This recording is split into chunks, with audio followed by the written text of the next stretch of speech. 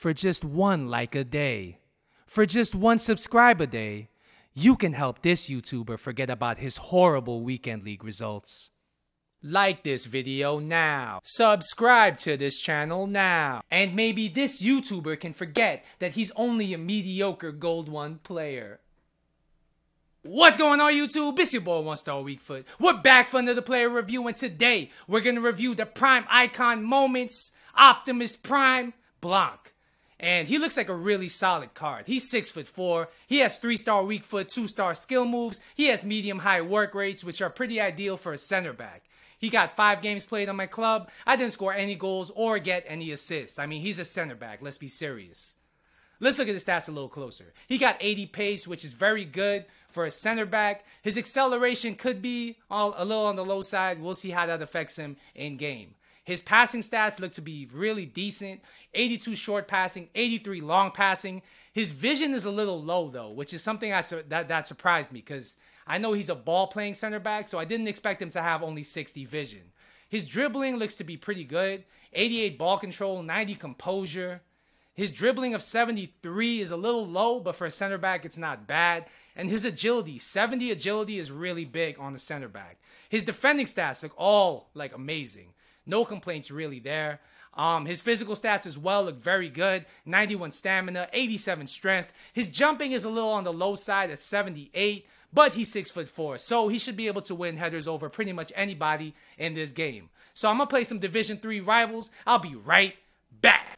Alright, so Footbin got this guy as costing about 970k to complete on the PS4 market. Is he worth that money? I would say absolutely. That's a very good price for what you get in this card. I'll break down stat by stat so you know exactly what to expect when you play this card. So he got 80 pace. I would say it's very good, his pace, but not great. He's not the top tier in terms of pace. All the Team of the Year cards have him beat. Players like Flashback Louise and Militao have him beat. But he's not slow enough to really get burnt, if that makes sense.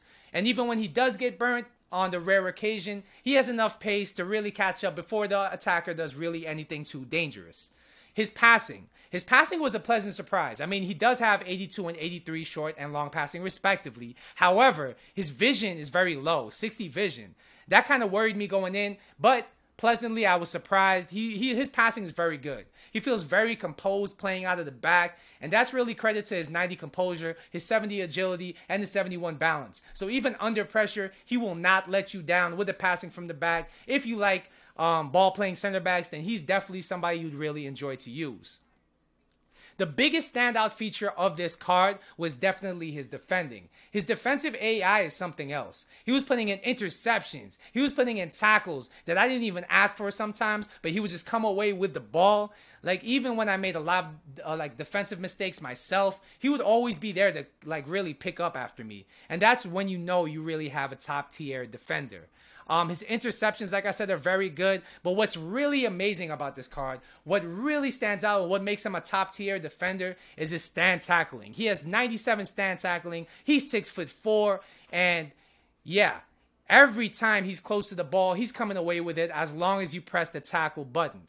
And he might not have the best pace, but you don't have to be too close to the guy because he's 6'4" to really come away with the ball. If you press tackle, you'll notice that his legs are very long. He has a long reach on his tackles, and they're very accurate. A lot of the times, I thought I was going to get called for a foul. I would knock the player down. He would come away with the ball, but for whatever reason, the ref would say it's clean. He's very much like Van Dijk in that regard, where he puts in a lot of nasty-looking tackles, but they come away clean. So his stand tackling, I would say, is elite. It's among the best I've used in this game, and it's such a big thing to have on the center back, obviously. His physical stats. I would say his physical stats did not let him down whatsoever. He has enough strength and aggression at 87 and 90 respectively to keep up with the top tier big meta players like Ronaldo, Ibrahimovic. I did not once get bullied by them. His jumping is only 78, but he didn't really get beat in the air as well. He's very, very solid, a very, very good all-around card. So what would I rate him overall out of 10? I would say he's like a 9.25 out of 10. There's only a few defenders I would say are better than him in this game, objectively. And for 900 to 1 million, that's a really, really good price for what you're getting, especially considering he's an icon that links to French players. That's a really good link to have in your squad going forward. So I'm going to compare him to a couple center backs in this game. I'm going to start with FFS Militao. How does he stack up?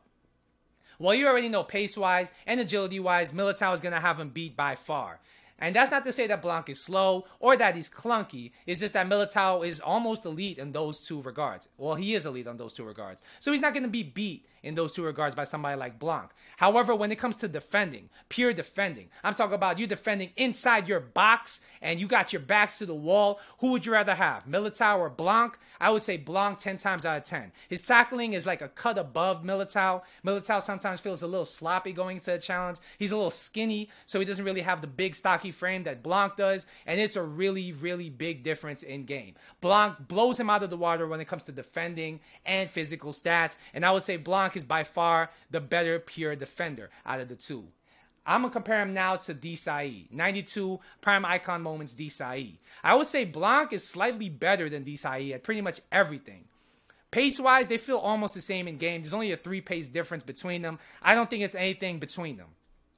Passing-wise, Blanc is a bit better. I mean, he's a ball-playing center back, as you know, so Blanc hasn't beat in this regard. Agility-wise, it's no contest. I would say Blanc is definitely noticeably more agile than the card and also more composed on the ball when playing out of the back. Defending-wise, I would say Blanc is better at that as well. His tackles, they have a longer reach, they're more solid, and I generally felt safer with him defending out of the back than I did with prime icon moments Desai. Physically as well, I would say Desai is slightly more of like a bulldog, like lower center of gravity, so he could be stronger going into certain challenges. However, Blanc is just bigger, better in the air, and I would say Blanc is just generally a better defender than Desai. So I would say if you had to choose between the two, I would definitely choose Blanc 10 times out of 10. And the last comparison I'm going to make is between Blanc and Team of the Year Van Dijk.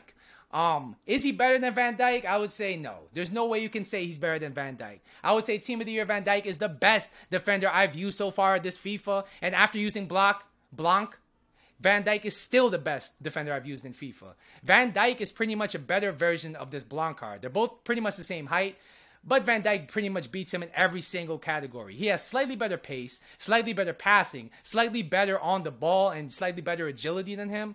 And defending-wise and physical-wise, I would say he's slightly better in both regards as well. So if you think that he's going to be better than Van Dijk, think again. He's not going to be better than Van Dijk, but he's not that far off Van Dijk either. So that's going to be my review of this Blanc card. If you enjoyed, please don't forget to like and subscribe. I'll be back tomorrow with another video. Until then, peace.